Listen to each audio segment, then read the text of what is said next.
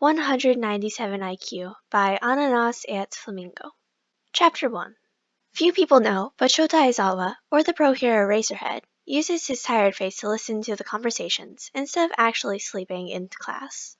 At the beginning of the year, during free period watched by Shota, the conversations were at a low volume, and not very informative.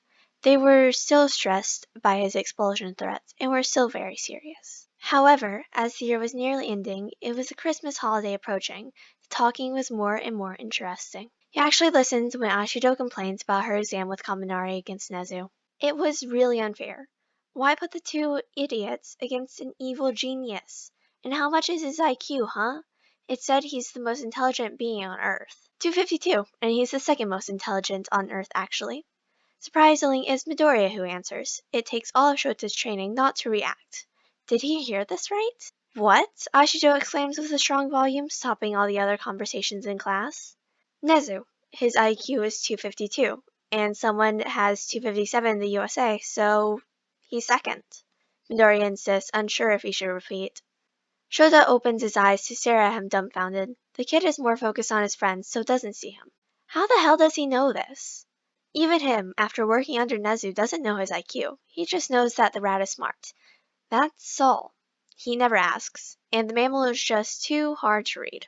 Shouting comes from the students. It's too loud and not understandable, he cringes. Thankfully, Ida shouts louder than everyone to bring order in the class. Please, everyone, don't yell. Ask your questions to our classmate in order. The sound calms. Shota thinks he has to intervene before it gets out of hand again. How the hell do you know that? He asks sharper than intended. The teen flinches but talks. I saw him once in a hallway talking to All Might, and I analyzed his social cues and thoughts process. It was hard because he's not human and hiding all his muscles twitches. Shota sighs and pinches the bridge of his nose. That doesn't answer anything. Are you gifted too, Midoriya? Yaoyorozu asked mindfully. And oh, that makes sense. If he's a genius too, he could have read the rat. But why was he not aware of that? If he's gifted, then he should be bored in class. I don't, I'm only the ninth anyway, he says in short. The ninth? Deku-kun? Uraraka asks with big eyes. Midoriya looks at her, thinking, probably if he should say whatever secret he holds. I have an IQ of 197? The problem child finally admits in a whisper like he's ashamed. And what the fuck? Why is he not aware of that? Why? And the reaction of the class is proof they didn't know either. Even Bakugo explodes his desk with big angry eyes. And he is the childhood friend of Midoriya. So we have a mini Nezu in class and didn't know? Kirishima spoke. But what? No. I'm nothing like Nezu. He's super smart with a computer, and I'm not good at coding. Not every genius has the same specialty. For example, Nezu is a hacker and programmer. Hatsume Mei is a mechanics specialist, while I'm good at reading people. Like when they lie, or when they're going to attack, or when they bluff. I'm good at analyzing too, their personalities and their quirks. Actually, if I didn't go to UA, I would have been an analyst or a psychologist, he mumbles. Again, that makes sense. Shota had realized Midoriya had low social cues, he mumbles a lot, and spends a lot of time just watching people. He's not comfortable with large groups, but if he's a behavior genius, then it explains why he didn't see it before.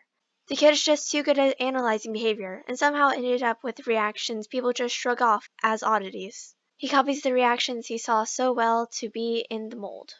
That's scary. Wait, Hatsume Mei? In the support course? Ida asks. And well, the teacher had listened to Power Loader's ramblings. She's the support course problem child. Oh my god. Are problem children genius? Is this the characteristic required to be labeled problem child? Well, yes. She's really good with inventions and has a lot of ideas. If her class or Power Loader doesn't do anything, she'll spend days in the workshop forgetting to eat and sleep. She calls her inventions babies and doesn't know how to read people. She has the lowest EQ I've ever seen. If that's not a genius, I don't know what she is. Yaoyorozu is taken back, and she looks like her life was a lie. And you know her IQ? Zero says interested. 179, probably. For record, Einstein had 160, and he invented the nuclear bomb. Maybe that's why she blows everything up. She likes Einstein? He has a thoughtful face suddenly. Do you know what I think? Mineta asks. No. I'm not a mind reader. I just analyze people. But I do have a photographic memory. Oh, that's so useful. I have a good memory too. How long do you take to memorize something? Yaoyorozu tells, maybe to forget her shaken realization. A glance, really. That's why I remember so much about heroes and their fights. Because I read it once in the news and I won't forget. Why didn't you say something? Shota asks. Because he should be aware of this kind of thing. He sees a shadow in the eyes of his student for an instant, just before Midoriya looks down at the ground. There has to be a story here. A bad experience, maybe? Someone who told him he's weird? Of course, it could be so simple with the problem child. He notes that Bakugo looks regretful and avoids the genius's eyes. Bro, why are you not first in class? No offense, Yaoyorozu, but if Maida Bro has an IQ of 197, shouldn't he be first? People don't like it, Midoriya murmurs, sadness and pain in his eyes. He shakes his head as if the bad memories would go away so easily. What do you mean, Kittle? The frog girl tilts her head a little, a finger to her mouth. The problem child meets his friend's eyes first, like he's taking forced thanks to them. Then he looks at his fellow classmates, taking more time, judging if he should say what he wants to say to them. There's something in his expression showing he wants to talk. He wants it. He just wants to make sure that people in the room are trustworthy. He notes that Midoriya doesn't look in Bakugo's direction. Weird. It's finally Shota's turn. The green eyes look at him and pause. A sort of emotion shine in his eyes. Fear, pain, regrets, doubt. But then there's also some hope and trust. It hurts, seeing the kind of things in his problem child's eyes. It's wrong. Something is really wrong. Something hurt this child so bad, he fears trusting adults. It breaks his heart. Why didn't he see it before? He should have done something. Shota's test is longer than the others, but apparently he passes it because Midoriya opens his mouth. I was quirkless.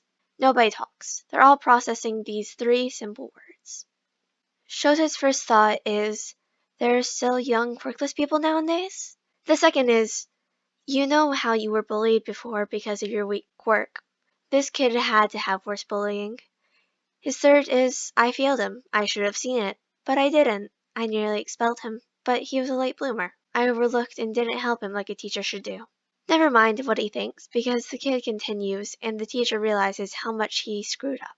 I was quirkless. I was a late bloomer, and it wasn't important to people that I was smart. They wrote me off as useless quirkless Deku, who couldn't do a thing, who wants attention, who's weak.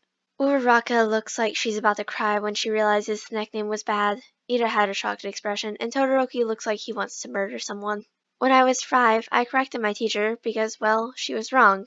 After the class, she told me that someone quirkless like me should not talk back to older people, that they were right and I should listen to them. I didn't understand it at that time. If she was wrong in teaching something wrong, then I should tell her, right? But before I was 7, I had learned several things. First, because I was quirkless, teachers didn't believe me. He looks at Shota with hope, and damn, if it hurts because he's probably the first teacher to listen to him. Then, no matter what I said or did, I'd always be the one punished. If I corrected someone, if I tried to help. So, I had to stay low. I didn't bring attention on me. The entirety of class is perturbed. One day when I was 8, a teacher put me 0 because I had a perfect grade and I was quirkless. Surely it was because I cheated. It was not the only time, so I learned to fake. I fake mistakes because if I don't, then I have a 0. I fake my reaction because I don't want to point out the mistakes of others, even if I could improve them. I fake because even if I know it's a lie, I take it as the truth. I try to stop the muttering, but when I think in my head, I think too fast and it hurts my head. Muttering helps me. But most importantly, I learned that I should never, ever, ever, ever say I'm smart, even with my IQ. There's a dark cloud that passes in his green eyes. Definitely a story here, but he can't press it. He hasn't earned the right yet. Half of the class have tears in the corner of their eyes. So I'm not the first in class because I fake my own mistakes by habit. I didn't say anything because when I tried... Midoriya seems taken back in his memory. His face is closed as ever. He never saw this kid with such a dark expression. It's wrong. He shouldn't have this kind of face. So I don't say it. Not to adult teachers anyway. I only say it here because it started with Nezu and Ashido. I wasn't trying to brag or to say I was smarter or to bring attention to me or... Shut up, Deku! Bakugo stops the beginning of the ranting. He's on edge. He seems angry. Is he angry at Midoriya for hiding his capabilities? Or at the teachers? A sad smile appears on the green-haired teen. I guess when you said I looked down on Yuka-chan, it was a little true, because I hide and use my intelligence to be at everyone's level.